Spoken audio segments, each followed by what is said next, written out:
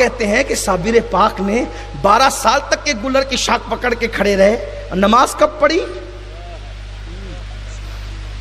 12 سال تک نماز چھوڑ دی. اتنا بڑا الزام صابر پاک پہ. میں نے کہا میرے عزیز، میں نے تو یہ گڑھا نہیں ہے نا، میں نے تو پڑھا ہے. میں نے گڑھا تو نہیں ہے نا، میں نے پڑھا ہے اس کو، اور میری ذمہ داری ہے جو پڑھوں وہ کہہ دوں، چھپا تو سکتا نہیں. اس لیے کہ آپ سے پھر کبھی کبھی مسلسل ملاقاتیں ہوتی رہتے، رہنا بھی آپ کے درمیان ہے نا، اس لیے کہ بول کر چلے تو نہیں جانا ہے نا، جو دل میں آئے اٹھ پٹانگ بول کر جا تو نہیں سکتا. رہنا تو یہی ہے. میرا محلہ پتا ہے، میرا گھر پتا ہے، سب تو آپ کو پتا ہے نا. آپ پکڑتے ہیں نا، اور پھر واٹس ایپ تو پھر چھوڑتا نہیں ہے نا. واٹس ایپ کا دور ہے، جب آپ سب جگہ سے چھٹ جاتے ہیں تو آپ کہتے ہیں، آپ میسج کرتے ہیں 12 سال تک کی نماز نہیں پڑھی، ابھی ولی کیسے ہو گئے؟ کہ اللہ کے بندے، جب بندہ نماز پڑھتا ہے، میرے آقا فرماتے ہیں انت عبد اللہ کانک ترا فإن لم تکن ترا فإنہ یراک. عبادت اس طرح کی جاتی ہے، ایسے عبادت کر گویا تو خدا کو دیکھ رہا ہے، اور یہ کیفیت نہ ہو تو خدا تجھے دیکھ رہا ہے، خدا تو تجھے دیکھ ہی رہا ہے. اور عبادت کس پر ہے؟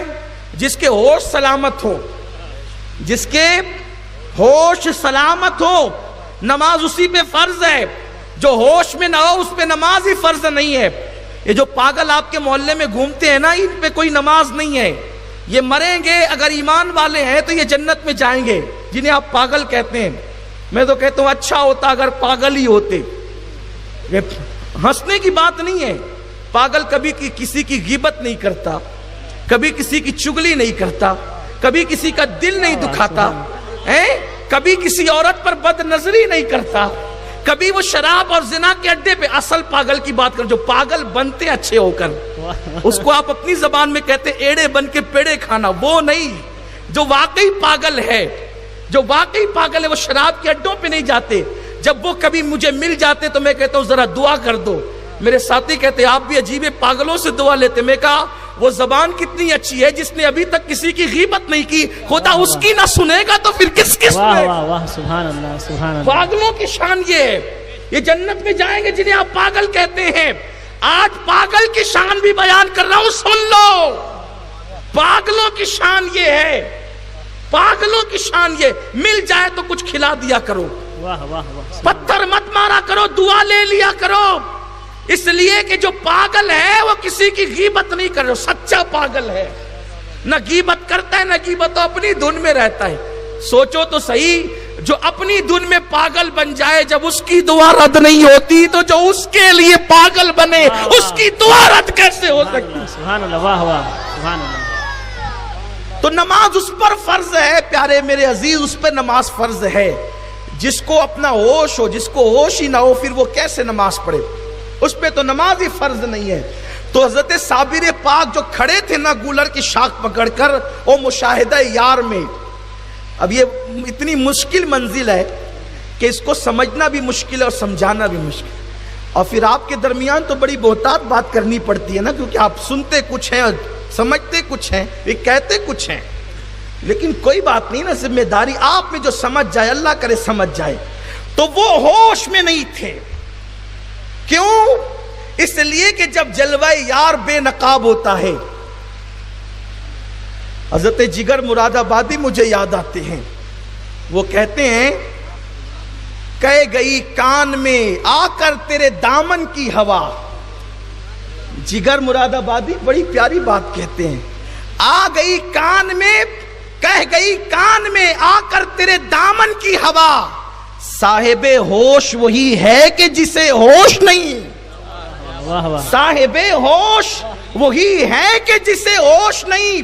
تو وہاں ہوش نہیں تھا کیونکہ جلوہ یار بے نقاب تھا. اب جلوہ یار بے نقاب ہے، مشاہدہ یار ہے. اب اس سے بڑی بھی کوئی نماز ہے؟ سبحان اللہ، سبحان اللہ. 12 سال نماز قضا اور ترک کرنے والے کا صابر پہ فتویٰ لگانے والوں، اس سے بڑی بھی کوئی نماز ہے کہ جلوہ یار تک رہے ہوں اور پھر خود کو ہوش ہی نہیں ہو، پھر خود کو ہوش ہی نہیں ہو. 12 سال تک کے گولر کی شاخ پکڑ کر کھڑے رہے. اور بابا فرید اسی فکر میں رہتے تھے، یہ تحیر ختم کب ہوگا کہتے نہیں تھے. پاک پٹن میں بیٹھ کر کے کلیئر کے حالات جانتے ہیں. پیر وہی ہوتا ہے، پیر وہی ہوتا ہے جو روشن ضمیر ہوتا ہے۔ پاک پٹن میں بیٹھ کر کلیر کے حالات جانتے ہیں۔ ایک دن ایسا ہوا، ایک خوبصورت جوان جو ٹرکی تھا، ترکی النسل تھا، نسل کے اعتبار سے، علاقے کے اعتبار سے تو ٹرکی تھا، ترکی تھا، لیکن اس کا نسب حضور علیہ السلام سے ملتا تھا، یعنی وہ صحیح النسب سید بھی تھے۔ وہ جوان آئے اور آنے کے بعد بابا فرید سے کہا حضور مجھے مرید کریں آپ، میں مرید ہونا چاہتا ہوں، میں مرید ہونا چاہتا ہوں آپ سے۔ حضرت بابا فرید نے مرید نہیں کیا ان کو، اور آنکھ میں آنسو آئے تو فرمایا کہ میرا لال صابر کلیر میں گولر کی شاخ پکڑ کے کھڑا ہے اور اس کو 12 سال ہو گئے، کون ایسا بندہ ہے جو اس کو بٹھا سکتا ہے؟ اور صابر پاک کی اتنی تعریف کی کہ وہ ٹرکی النسل اور صحیح النسب سید جس کو دنیا حضرت سید شمس الدین ترک پانی پتی کہتی ہے، سبحان اللہ، ابھی وہ جوانی میں تھے، انہوں نے جب ذکر صابر سنا، ظاہر سی بات ہے جب مجھ سے آپ ذکر صابر پاک سنتے ہیں تو پھر کلیر شریف کے چکر لگانے لگتے ہیں، وہاں سے فون کرتے ہیں صاحب اس سال تقریر سنی تھی نا، کلیر شریف میں ہوں، آپ کا سلام پیش کروں۔ اور یہ تقریریں جب دنیا بھر میں جاتی ہیں تو وہاں سے بھی لوگ پہنچتے ہیں، اور اس میں اپنا کوئی کمال نہیں، ہم تو نوکری کرتے ہیں، تو غلامی کرتے ہیں، آقا کی نظر ہو جائے تو دنیا بھی سنور جائے اور آخرت بھی سنور جائے۔ سبحان اللہ، لوگ وہاں پہنچ رہے ہیں، شوق ہے، ذوق ہے، اب پہلے سے پہنچتے ہیں، یہ کوئی تقریروں کا اثر نہیں ہے، یہ تو ان کا فیضان ہے، وہ جسے چاہے کھینچ لیتے ہیں، واہ واہ، جسے چاہا در پہ بلا لیا، جسے چاہا اپنا بنا لیا۔ یہ بڑے کرم کے فیصلے، یہ بڑے نصیب کی بات ہے۔ سبحان اللہ۔ تو جب ہم سے آپ سنتے ہیں تو اتنا شوق پیدا ہوتا ہے۔ جب حضرت بختیار کاکی کے لال فرید الدین مسعود گنج شکر نے صابر پاک کا تذکرہ کیا، اور وہ مرید بھی کیسا جس کی تعریف پیر کرتے کرتے رونے لگے، سبحان اللہ، پیر جس کا نام لے کر آنکھوں میں آنسو لائے، کہنے لگے کہ وہ میرا لال جو ہے وہ 12 سال سے کھڑا ہے، کوئی اس کو بٹھا سکتا ہے؟ تو اس صحیح النسب سید ترکی النسل حضرت شمس الدین ترک پانی پتی نے کہا بابا صاحب اگر بات اتنی ہے تو میں اس کو بٹھا سکتا ہوں۔ حضرت بابا صاحب نے فرمایا ٹھیک ہے جاؤ، لیکن کچھ نصیحتیں پہلے سن لو۔ تم کو جانا ہے علیم اللہ ابدال کے ساتھ۔ یہ ابدالیت جو ہے نا، ایک یہ ابدال جمع ہے، اصل ہے یہ بدل، اور یہ ابدال کا جو مرتبہ ملتا ہے انسان کو، صوفیہ فرماتے ہیں وہ نفل نمازوں سے نہیں ملتا یا نفلی روزوں سے نہیں ملتا۔ یہ ابدال کا جو مرتبہ ملتا ہے اس میں جو چیزیں بیان کی صوفیہ نے، ایک تو یہ کہ وہ سب کے لیے دل صاف رکھے، ایک سبحان اللہ، کسی کو بلا عذر شرعی برا نہ کہے، لوگوں کی خدمت کرے اور لوگوں کے لیے نرم دل ہو۔ جب یہ صفات بندے میں پیدا ہوتی ہے تو وہ ابدال کے مرتبے تک پہنچتا ہے، سبحان اللہ، اور جو ابدال کی منزل پر پہنچتا ہے تو پھر وہ منزل ہی جدا ہے، اس کا ذکر کبھی ہوگا انشاءاللہ۔ تو حضرت بابا صاحب نے فرمایا علیم اللہ ابدال کے ساتھ تم نے جانا، اور سنو آگے نہیں جانا، پیچھے کھڑے رہنا، ٹھیک ہے؟ اور پیچھے سے ہی بات کرنا، ٹھیک ہے حضور۔ بابا صاحب نے تیل دم کیا اور فرمایا کہ یہ تیل بھی ساتھ لے جاؤ، تمہیں کام آئے گا تیل۔ بابا فرید الدین علیہ رحمہ ان کو تیل دیتے ہیں اور علیم اللہ ابدال کے ساتھ روانہ کرتے ہیں۔ روایتوں میں آیا ہے کہ فجر کی نماز کے بعد چلے اور اشراق سے پہلے پاک پٹن سے علیم اللہ ابدال کی برکت سے شمس الدین ترک پانی پتی رحمت اللہ تعالی علیہ چاشت کے سے پہلے وہاں پہنچ گئے۔ جب وہاں پہنچے تو دیکھا کہ صابر پاک گولر کی شاخ پکڑ کر کھڑے ہیں، عالم تحجر میں، مشاہدہ حق میں، کسی کی کوئی خبر نہیں ہے۔ 12 سال تک اگر انسان 12 گھنٹے کھڑے رہے نا تو اس سے پوچھو اس کے پیروں کی حالت کیا ہوتی ہے، 12 سال تک۔ اور یہ بات تو کلیر کا چاند نامی کتاب، گلزار حقیقت گلزار صابری، تاریخ مشائخ چشت، سیر الاولیاء، سیر الاقطاب، یہ جو کتابیں اولیاء کی زندگی پہ اس میں موجود ہے۔ مختلف الفاظ کے ہیر پھیر سے مفہوم یہی ہے، 12 سال تک کھڑے رہے۔ سوچو 12 سال تک، اچھا گولر کی شاخ پکڑ کر، گولر کی شاخ یہ بھی یاد رکھیں آپ کوئی ڈنڈا پکڑ کر کے رات بھر کھڑے نہیں رہ سکتے. ڈنڈا پکڑ کر رات بھر کھڑے نہیں رہ سکتے، اس لیے کہ پکڑیں گے تو ہاتھ درد کریں گے اور کھڑے ہوں گے تو پیر درد کریں گے. صابر پاک یوں بھی کھڑے ہو سکتے تھے، گولر پکڑ کے کیوں کھڑے رہے؟ بتا رہے ہیں کہ جو مشاہدہ یار میں آتا ہے پھر اس کے ہاتھوں پر بھی کوئی اثر نہیں ہوتا، اس کے پیروں پر بھی کوئی اثر نہیں ہوتا. آپ کھڑے ہیں. حضرت شمس الدین ترک پانی پتی بہترین قاری تھے، ترکی تھے، قرآن بہترین پڑھنا جانتے تھے. آپ پیچھے کھڑے ہوئے اور آپ نے قرآن کی تلاوت شروع کی. پڑھنے کا وہ لب و لہجہ تھا. آپ دیکھیں اس سے پتہ چلا کہ صابر پاک کو قرآن سے کتنا پیار تھا، قرآن سے کتنی محبت تھی. اور اللہ کا کوئی ولی آپ کو ایسا نہیں ملے گا جو قرآن سے دور ہو، قرآن کی تلاوت سے دور ہو. اللہ اکبر. قرآن وہ اللہ کی عظیم کتاب ہے جو اللہ نے نازل کیا اور وہ الفاظ حضور کی زبان سے ادا ہوئے. اور اللہ جب ہم قرآن پڑھتے ہیں تو گویا جو الفاظ اللہ نے نازل کیے اور جو الفاظ حضور کی زبان سے جاری ہوئے وہ الفاظ ہماری زبان پر جاری ہوتے ہیں. تو ہماری زبان کتنی محترم ہو جاتی ہے. اللہ اکبر. جب ہم قرآن کی تلاوت کرتے ہیں، بلکہ حدیث پاک میں تو یہاں تک آتا ہے جو قرآن پڑھتا ہے فرشتے قرآن کی لذت لینے کے لیے اپنا منہ قرآن کی تلاوت کرنے والے کے منہ پہ رکھ دیتے ہیں. یہ قرآن کی برکت ہے. حضرت شمس الدین ترک پانی پتی نے تلاوت شروع کی. پڑھتے رہے. حضرت صابر پاک اب تک مشاہدہ حق میں تھے. دیکھیے اب یہاں خاص طور پہ ایک نقطہ عرض کر رہا ہوں. جب مشاہدہ یار ہو رہا ہے تو اب اس سے ہوش میں لانے کے لیے حضرت ترک نے کلام یار کا سہارا لیا. سبحان اللہ. جلوہ یار سے گویا کہ اب اپنی اصل حالت پہ لانے کے لیے کلام یار کا سہارا لیا. کیوں؟ اس لیے کہ جلوہ یار سے اب اگر کوئی چیز واپس لا سکتی ہے تو وہ کلام یار ہی لا سکتا ہے. آپ نے تلاوت شروع کی اور تھوڑی دیر میں صابر پاک اپنی اصل حالت پر آ گئے. جب اصل حالت پر آ گئے تو فرمایا کون ہے؟ کتنی اچھی تو تلاوت قرآن کرتا ہے.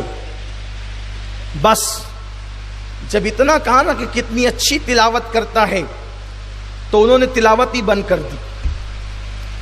انہوں نے تلاوت قرآن روک دی. کرے پڑھتا کیوں نہیں؟ پڑھ. تو عرض کی حضور پڑھنا تو چاہتا ہوں لیکن ہمت نہیں ہوتی. کہ پڑھ.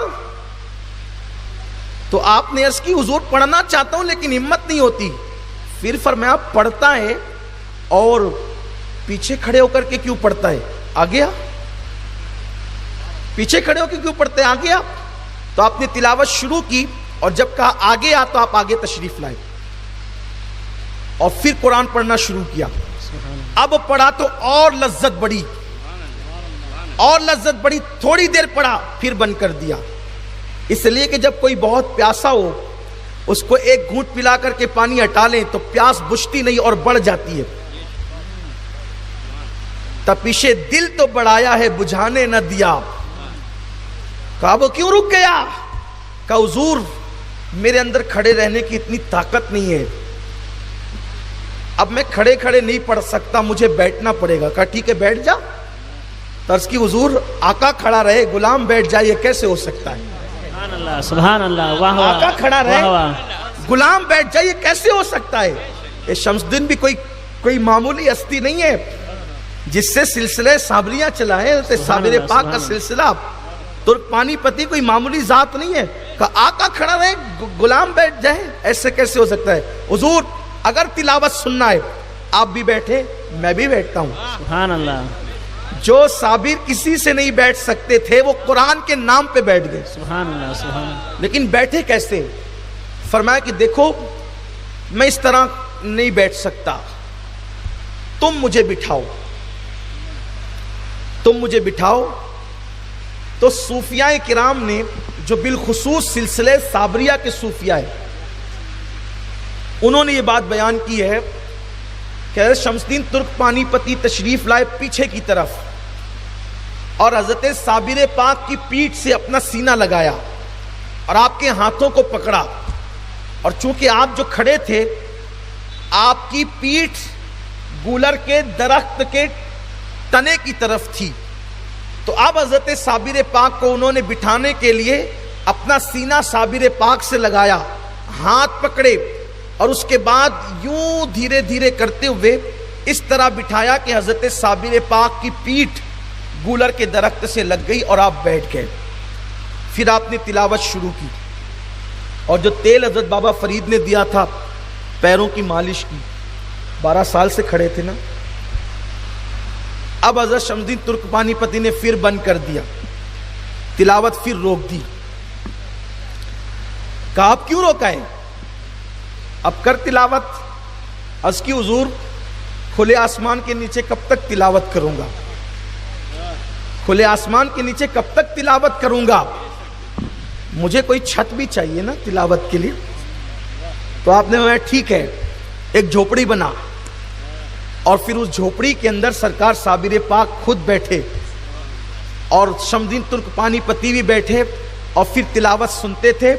اور حضرت شمس الدین ترک پانی پتی رحمۃ اللہ تعالی علیہ کو آپ نے مرید کیا، اور جس دن مرید کیا اس دن جو جلال صابری تھا، صابر پاک کا جلال، پھر اس میں کمی آنا شروع ہو گئی۔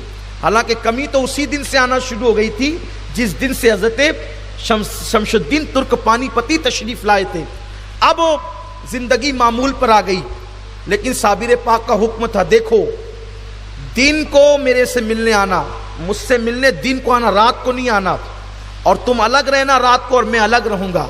اس لیے کہ دن کو تو شمس الدین کا ساتھ ہوتا تھا، لیکن رات کو پھر وہی لی مع اللہ وقتن کا صدقہ ملتا تھا۔ یہ سیدنا صابر کلیر رضی اللہ تعالیٰ عنہ کی ذات ہے۔ صابر پاک رضی اللہ تبارک و تعالیٰ عنہ کو انہوں نے بٹھایا قرآن کے نام پہ، جھوپڑی بنی قرآن کے نام پہ۔ اب حضرت شمس الدین ترک پانی پتی رحمۃ اللہ تعالیٰ علیہ، اللہ اکبر، اب رہنے لگے صابر پاک کے ساتھ۔ یہاں پر اب بات مکمل ہو رہی ہے، اختتام کو جا رہی ہے۔ بابا صاحب نے ادھر کہا میرا صابر بیٹھ گیا، بابا فرید نے کہا میرا صابر بیٹھ گیا، زندگی معمول پر آ گئی، عبادتیں ہونے لگی، واعظ و نصیحت کا سلسلہ جاری ہو گیا۔ بابا صاحب نے فرمایا اپنے کچھ مریدوں سے اور اپنے دربار کے سماع کرنے والوں سے، شعراء سے، کہ کام کریں، جا کر میرے صابر سے ملاقات کریں۔ انہوں نے کہا ٹھیک ہے۔ وہ لوگ حضرت صابر کلیر سے، اب صابر پاک کا مقام پیر کی بارگاہ میں دیکھو کیا ہے، حضرت صابر کو میں اور آپ کیا سمجھ سکتے ہیں، اپنی اوقات کیا ہے۔ بابا فرید جس کو غریب نواز نے شہباز کہا ہے، فرمایا قطب الدین تو نے اس شہباز کا شکار کیا ہے کہ اس کے نام کی برکت سے قیامت تک تیرا نام زندہ رہے گا۔ حضرت بابا فرید وہ ہیں، اور یہ فرید ان کا نام نہیں ہے، ان کا نام مسعود ہے۔ فرید اس لیے کہا گیا، فرید بنائے، فرید فرید یہ بنائے فرد سے، فردانیت سے، فریدیت سے۔ مطلب کیا؟ مطلب کیا؟ آپ کہتے ہیں نا ایک فرد ہے، وہ تو اپنی جگہ پہ فرد ہے، یعنی اپنے زمانے میں یکتا، فرید، اس جیسا کوئی نہیں اس کے زمانے میں۔ یہ فرید کا لقب دیا گیا، اس جیسا کوئی نہیں۔ یہ میں مفہوم عرض کر رہا ہوں، میں لغت کو مکمل طور پہ آپ کے دماغ میں اتار نہیں سکتا، میں نے مفہوم پیش کیا ہے۔ اللہ اکبر، اصل نام مسعود، اور فرید اس لیے کہ اس دور میں ان جیسا ولی روئے زمین نے نہیں دیکھا، چشم فلک نے نہیں دیکھا، وہ فرید الحق والدین۔ اللہ اکبر۔ بابا فرید کہتے ہیں میرے صابر سے ملنے جاؤ۔ حضرت صابر کلیر سے ملنے کے لیے گئے۔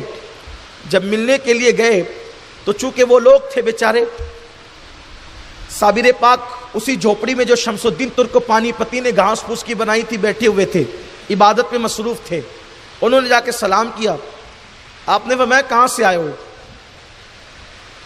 ان لوگوں نے کہا حضرت فرید کے یہاں سے آئے۔